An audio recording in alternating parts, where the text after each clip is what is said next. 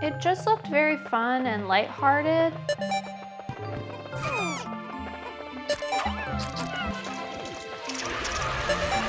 I didn't know that there were enemies in this game, and I didn't know that the Pikmin could get hurt.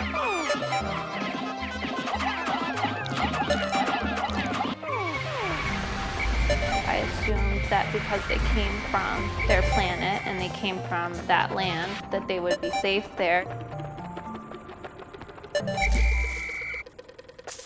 I think that the game was almost designed to be traumatic.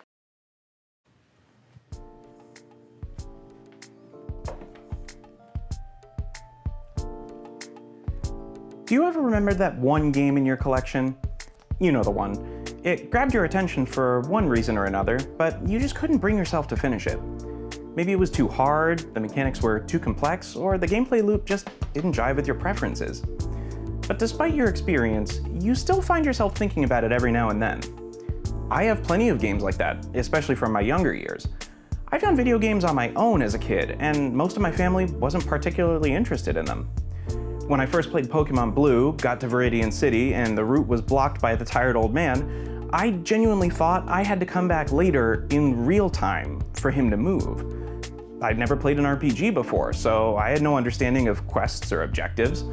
I didn't get around to replacing my save battery and beating the Elite Four until 2018. If you've ever come back to an old adversary and beaten it, you know the feeling of closure and accomplishment it brings. It's given me some of my favorite experiences in gaming. Pikmin for the GameCube was one of those titles for me since it was released in 2001. I had no idea what a real-time strategy game was, I was stressed out by the 30-day time limit, and I didn't have a taste for the dark humor in the game's presentation. Suffice it to say, I never got past day 5 or 6, but I still enjoyed firing it up from time to time to play the first few days, get 2 parts in the Forest of Hope in a single day, and never try much past that. With Pikmin 4 on the way and more gaming experience under my belt, I thought it would be fun to challenge myself to finally finish this game 22 years later, and hopefully inspire a few of you watching to give a game from your past another chance. But first, a brief explanation of Pikmin. You are Captain Olimar. Your ship, the Dolphin, was struck by a meteoroid, which sent it hurtling toward a nearby planet, ejecting its parts all over the planet's surface. When you come to, you discover Pikmin, tiny creatures somewhere between plants and animals that sort of behave like both. For unknown reasons, the Pikmin follow you and obey your commands, and you realize you can use them to recover the parts to your ship in order to repair it and fly home before the battery in your suit's life support system runs out in 30 days. Pikmin come in one of 3 colors, each with their own strengths. Red Pikmin are fireproof and best in combat. Yellow Pikmin can use bomb rocks and fly higher and farther when thrown. And blue Pikmin can breathe underwater. By drinking nectar or spending extra time in the ground after sprouting, Pikmin can increase their strength and speed through 3 levels, represented by the leaf, bud, or flower above their head. To succeed, you must direct the Pikmin and use their strength of numbers to retrieve your ship's parts and fight off hostile wildlife. You are responsible for their safety and well-being. Pikmin can be killed by enemies, environmental hazards, or by being left stranded by nightfall when most of the planet's predators are active. If you don't keep their population up by bringing pellets and defeated enemies back to the landing site, you won't have enough Pikmin to protect yourself or to carry your ship's heavy parts back to the landing site. Now that you're up to speed, let's play Pikmin. The first day is downright pleasant. All you have to do is raise, grow, pick. Enough Pikmin to retrieve the Dolphin's engine and enable your ship to fly again. Look, they're working together to push a box. It's cute. Day 2 isn't half bad either. It's entirely possible to get the Eternal Fuel Dynamo and Whimsical Radar while defeating enough Bulborbs to grow your numbers. They aren't even particularly aggressive, and they won't stray too far from where they spawn, so fighting them is oftentimes a suboptimal strategy. Did Small Alex know this? Absolutely not. I was fully convinced you had to defeat all of the enemies on the way to your objective and bring them back. Then pick every Pikmin that spawned from them. Every day. Once you have the yellow Pikmin, the Extraordinary Bolt is simple to retrieve. I always felt like yellow Pikmin had a weird skill set, and bomb rocks were easy to, misuse.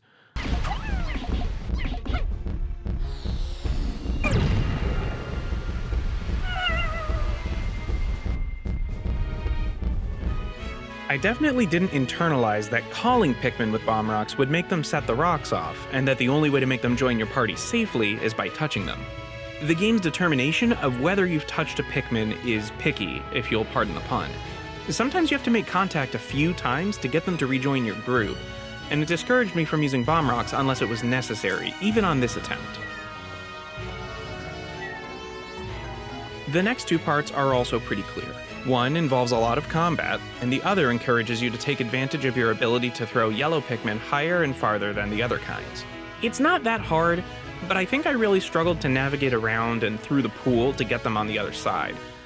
Nowadays, maps are an expected feature in games, but I know for a fact that I didn't ever think to use this map before now. And to be fair, the map is made pretty complex by having a fixed rotation and not allowing you to choose north to always point upward. That pointer is pretty strange too. What is that, a stretched out number 4? By now, I had enough time to reach the forest navel, which I found really intimidating as a child. It felt so huge and complex, again, map, and the enemies were completely new too. I haven't pointed this out yet, but losing even a single Pikmin felt really serious back then. What if I couldn't figure out how to defeat an enemy and they eliminated my entire group? You aren't supposed to let them die. Look how sad it is.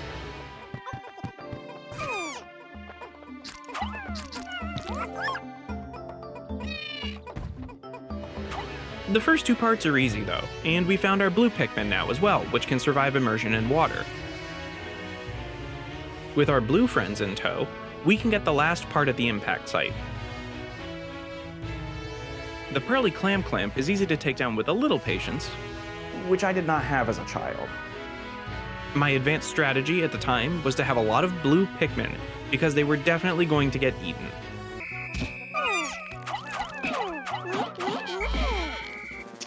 This time, I just called them back before it snapped shut. Sure, it's not an exact science, but I believe that's called a challenge. I didn't plan ahead and spawned too many Pikmin to actually pick and take with me by the end of the day. It isn't worth coming back and losing a day grabbing them because the clock is ticking and the game really wants you to remember that. I ended up losing 24 Pikmin to a burrowing Snagret, which felt worse than it probably was. I had a hard time maneuvering around it without leading my Pikmin in front of it, and it attacked more frequently than I expected it to.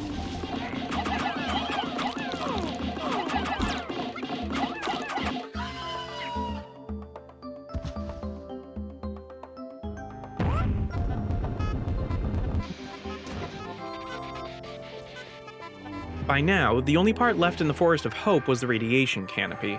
I elected not to fight the armored cannon beetle and did not do a very slick job of it.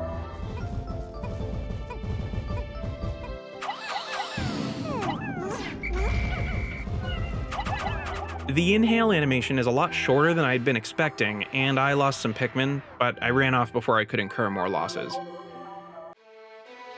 Day 9 was exclusively prep work for the next two parts, the Libra and the analog computer.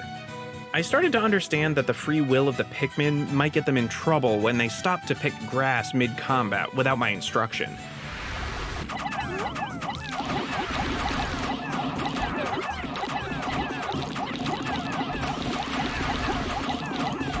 I would have been very nervous about spending a day without getting a part as a kid.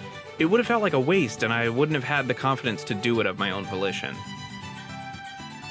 The full day of prep paid off because I was able to get the Libra and analog computer without much hassle, although I did throw a yellow Pikmin into the void accidentally.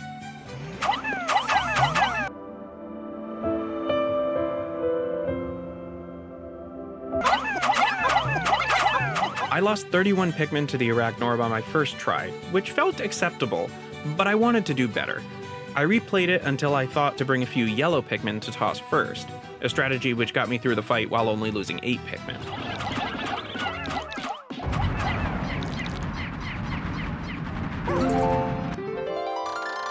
There was only one part left in the Forest Navel, which meant I finally had to face the horrible Puff Stool.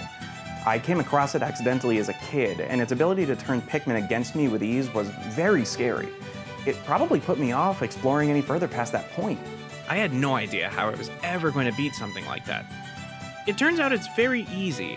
After losing around 50 Pikmin to the spores on my first try, I restarted and defeated it with no losses.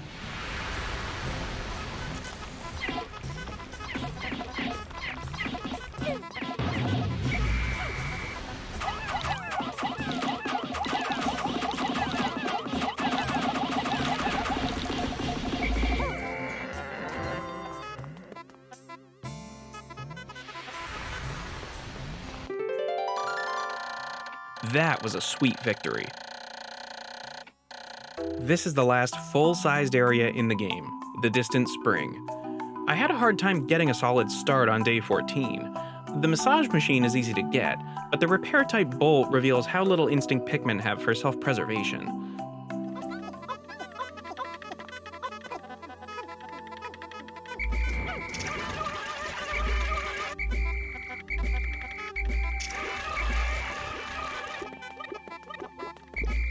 I had to restart multiple times until I was able to retrieve it with no casualties.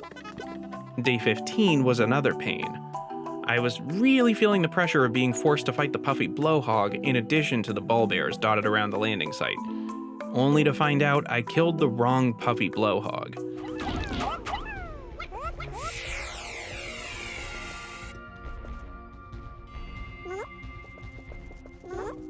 The fact that it can demote Pikmin from flowers to buds and buds to leaves feels very rude.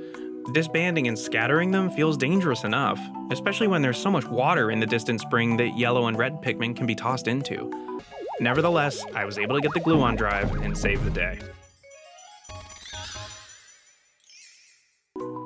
I defeated the armored cannon beetle pretty easily the second time around, given how much trouble it gave me when I avoided it in the Forest of Hope.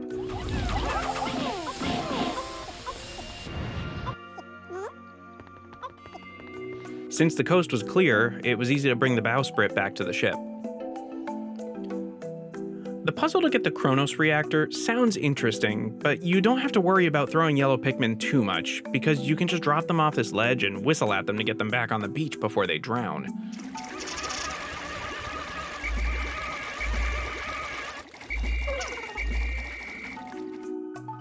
Throwing them into the candy pop buds and picking them a few times in a row feels tedious.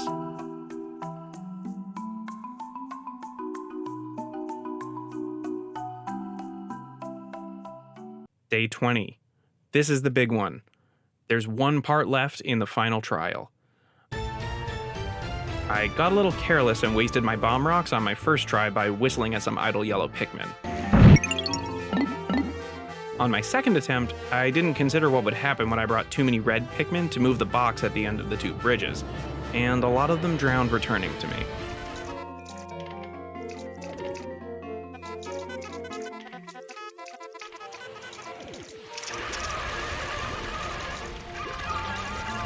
It's finally time to face the final boss. It was a little nerve-wracking, and I wasn't sure if I had enough Pikmin to defeat it. Oh no, look at the boss! He's horrible! He has a whole ecosystem growing on his back! And that tongue! Oh, he's just so repulsive to look at! I went with the method the game suggests, getting him to eat a bomb rock and then attacking him while he's dazed. I thought I'd be able to swarm him with the C-stick, but the Pikmin just attacked his feet, and he was able to crush most of them in a single jump. Oops. I did a lot better on my second try, but I underestimated the height and distance of his jumps once he's below half health. He wiped out most of my squad again. I decided to keep trying for now and tried being more aggressive, but I got foolhardy and was knocked out completely.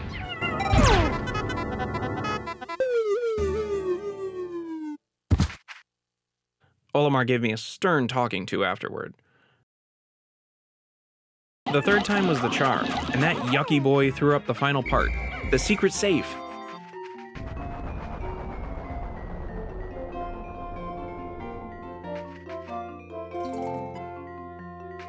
I had read online that he takes a whole day to defeat, and one should plan an additional day to retrieve the safe. But I had enough time left over to retrieve all of the leftover pellets and arrange an even mix of the three colors for a beautiful team effort return.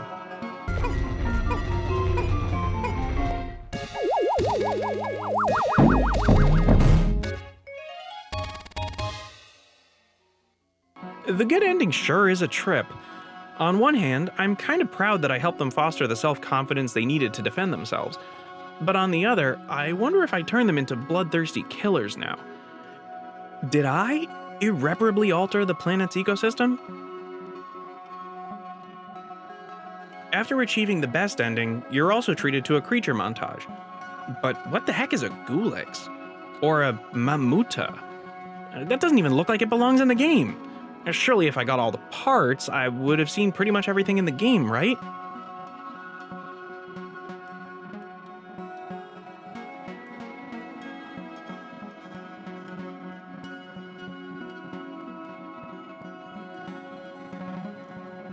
Nope, they're totally in the game and completely optional.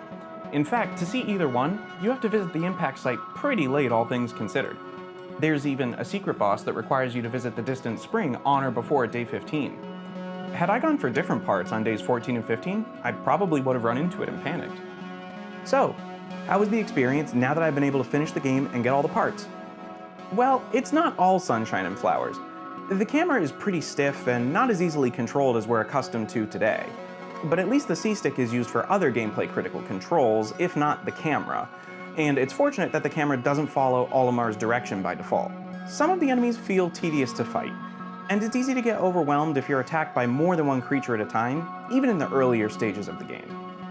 Pikmin's movement puzzles really serve to highlight the limitations of Pikmin behavior and the controls more than they do to challenge the player. I'd consider these minor nuisances though, and I really enjoyed my time with Pikmin overall.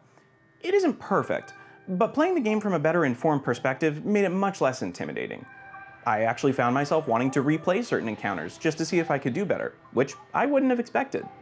I've even secured copies of the second and third games now out of curiosity. Will I play them all to completion? Maybe not, but I'm interested in what later iterations will do to change the gameplay. I hope you'll consider taking a tour of your own library and finding something you've been meaning to finish or hardly remember playing. You might have more fun than you'd expect. And even if not, settling an old score is so satisfying. Thank you for watching Revisit Revenge. Have you ever managed to finish something years later or tasted the bitter sting of defeat even after taking a break? I'd love to hear some of your stories in the comments. I'm considering making more videos like this in addition to my usual content, so please let me know your thoughts by leaving a like or a comment down below. Thanks, and I'll see you next time.